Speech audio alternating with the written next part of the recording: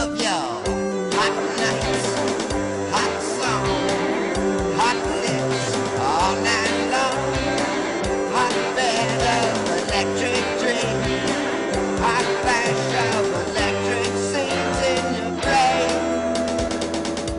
to drive you insane.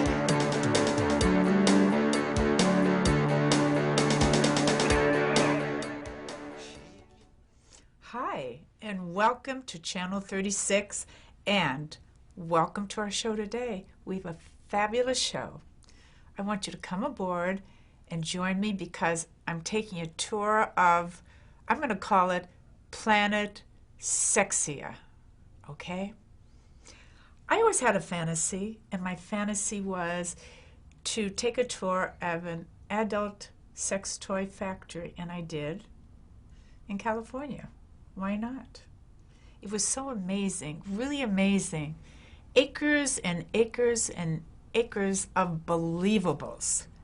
All different styles, all different colors and everything. And when I would look at them, they were there. I started smiling because it looks like they were all ready for action. Everybody was looking at me there.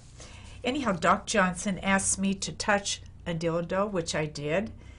And, it felt so real. The only thing I kept looking at were the veins in it, and I thought, how incredible. How can they do anything like this? It's so amazing. Of course, he was explaining to me that they're making them all different textures, rubberized, and they're hyperallergenic and everything like this. But I saw hundreds, and I mean it, there were hundreds and hundreds of employees diligently concentrating on their trade, giving us these lasting pleasures of life. Let's say that. We went in one door, I went out another door. I mean, I was getting busy, but I was awed by everything. It was just so amazing. The whole thing about it, like I mentioned, creativity on all these adult toys, it's an empire.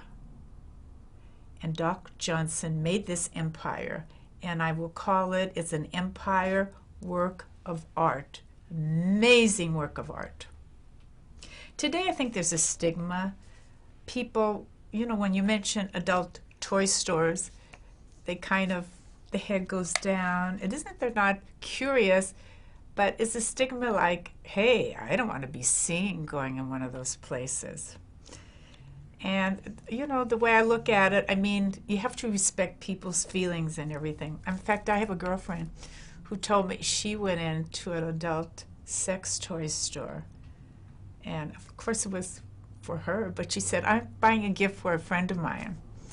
So there's a lot of that today and everything. But like I said, I'm bringing this to the public because I'm a very curious individual, and I'm certainly not a connoisseur on adult sex toys. I'm not an authority.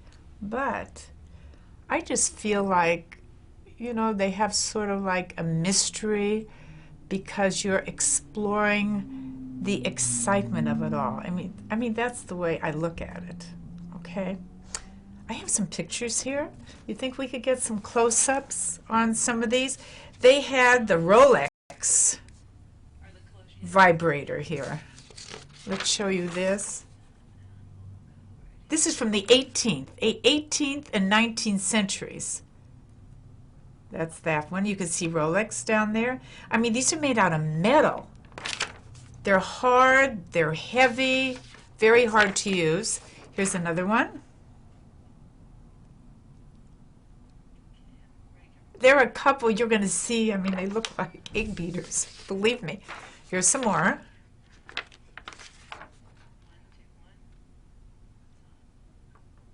There you go.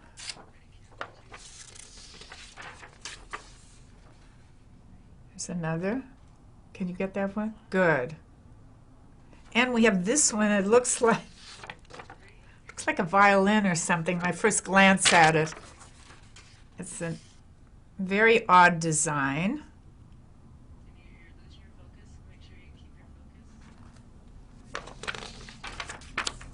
that one. Can you move in on this one too? I mean, we have come such a long way on this. Such a long way. It's amazing. Really amazing.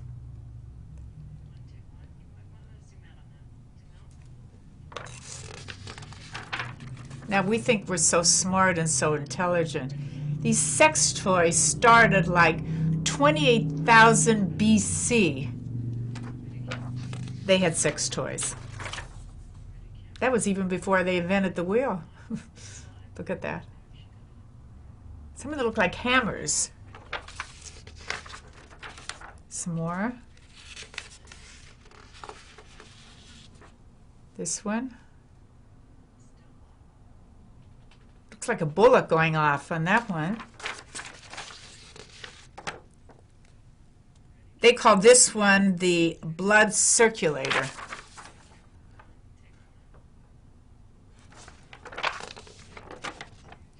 The top one looks like something that you put in your ear. I'm sorry, that's what it looks like to me, but like a small little button, something like that. Anyhow, like I said, it started 28,000 BC before Christ. In 1869, a doctor by the name of Dr. George Taylor invented the first vibrator, which was a steam-powered apparatus. Just think about that for a second. A steam-powered apparatus. This apparatus was used to treat female, they called it female hysteria. During this time, women were not considered, if they were sexual, they had a disease. Sex toys have changed throughout the years, and we know that. But they still have the same purpose of enhancing sexual experiences.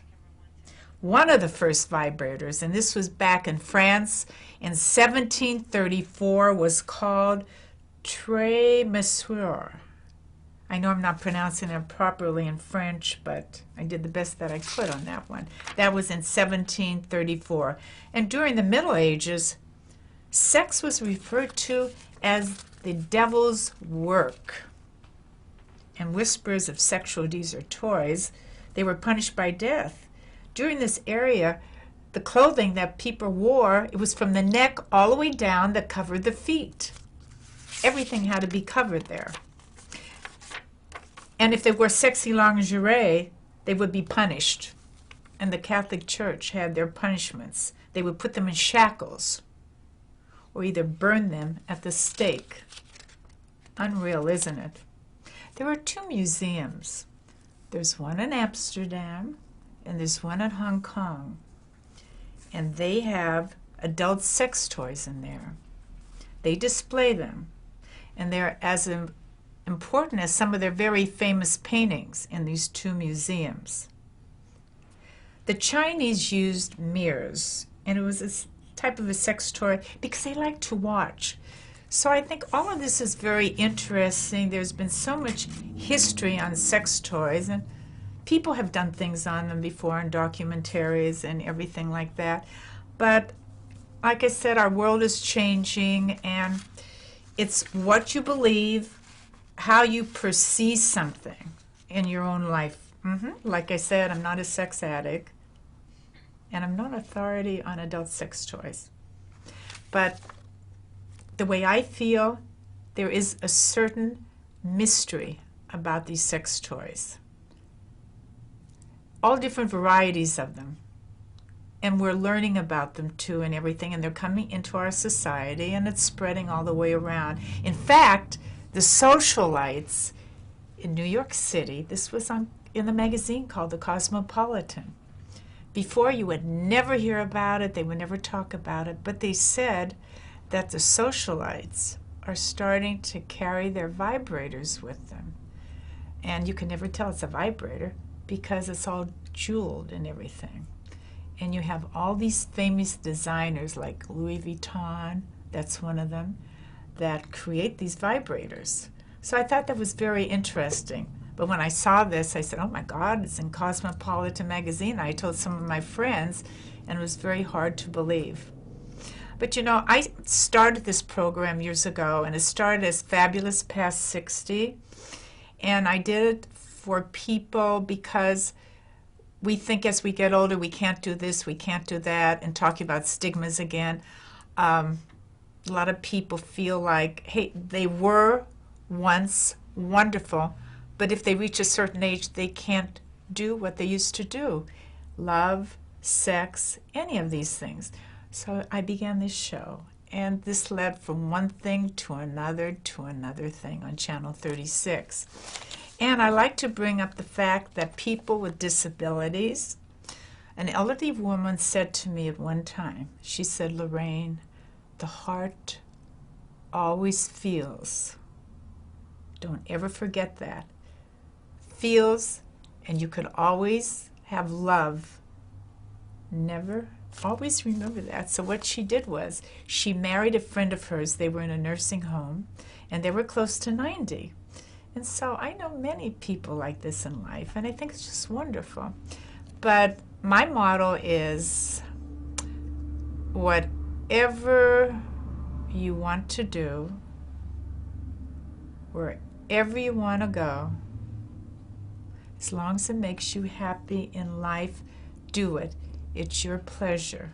Because there's so much abuse out there and bad things going on. We have to have things that titillate us in life, that give us pleasure. I mean, all of us are private people. We don't expect you to go out and advertise or anything like that, but and enjoy life to the fullest. Whatever makes you happy, like I said, titillates you, gets you excited. Because even though you're 60, 65, 70, no matter what age you are, you could find happiness no matter what. I mean, it just doesn't leave you. You have to be motivated. You have to be stimulated. That's part of the thing. You keep your self-esteem, you keep your dignity, and I always call it the arts of happiness and the arts of life. In South America, they say, que vida. What a life. And it is a great life. It's like European countries are so different than American countries because they're more open on sex and love than we are.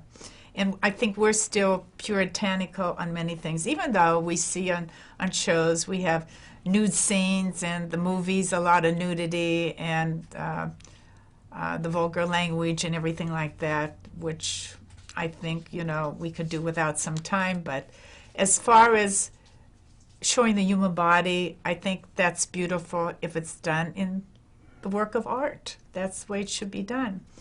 But like I said, we're going in that direction, slowly but surely. The French, I think the French were the first one. They start French and Italian in the art of lovemaking. I mean, it was rumored. I don't know if it was ever true. It was rumored and everything. And one thing I forgot to tell you, and I missed on here, getting back to the vibrators, it was rumored that one of the queens, she was the first one to use a vibrator. And when I read about this, I didn't even believe it, because they got a curd. They used a curd. And a curd is like a pumpkin or a squash. And what they did, they cleaned it out and they put bumblebees inside of it. And they glued it or sewed it together. And the movement of the bees presented the vibration that she needed. This was Cleopatra. Isn't that interesting? It's hard to conceive, isn't it? So like I said, these were things that people did years and years and years ago. And you go out of the country, you go in India, you see all these beautiful statues. They're all works of art, of love, different positions of love and everything, because they thought this is natural. They didn't think anything dirty or anything like that or evil. This was the natural way of living. But getting back again to my tour of this famous planet, Sexia, and Doc Johnson, he worked years to build this. And I was amazed at the people there. I was really amazed at the people and how they worked. I watched their facial expressions, and like I use the word diligently, and they were right down on their objects and doing their work at art. They were painting and doing all of these things. I talked about this many times, but I thought I would never get the opportunity to go there. And I was fortunate through a friend of mine, and the gentleman said, yeah, come on, I'll give you a tour. And it wasn't like I was going to run out with the sex toys and bring them here and everything, because we see plenty of sex toys around. You see them on television, everything like that. But I wanted to get in a little deeper than that and know them from the bottom all the way up, how they create them and what went into them. And let me tell you, he ships 6 million cartons out a month to every country you could think of he does business with. And I went, what? That I could hardly conceive. I was so amazed by that. 6 million. Then I thought to myself the other day, we have everything available to us when it comes sexually for our pleasures and everything like that. And why do we have so much trouble on the outside in the world today, where there's so much abuse and so much sex offenders and everything like that? It's a train of thought. It really is, when you think about it. Why people do the things that they do. Because sex is open in a way. Not as open as Vegas, but it's open. And we have these pleasures so people can release and not have any inhibitions and enjoy what they feel like are the pleasures of life today. Okay. I want to get back again to another vibrator, which I didn't mention. Hold on for a second here.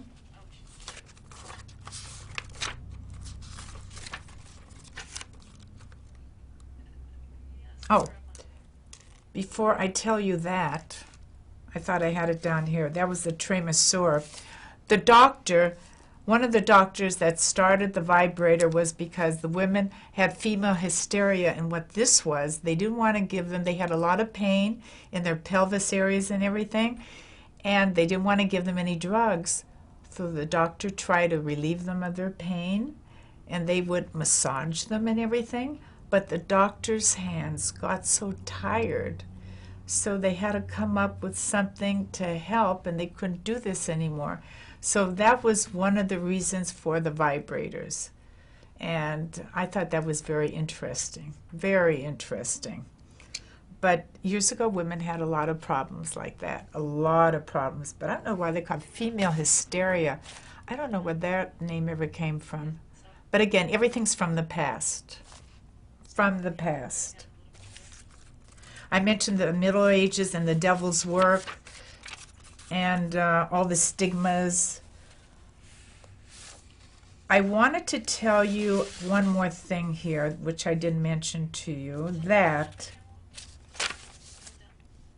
I've been to many places in the world, and I lived out of the country too. And California, I think, is a great city. It's a great country. This is our Hollywood capital. And we have everything going on in the movie industry.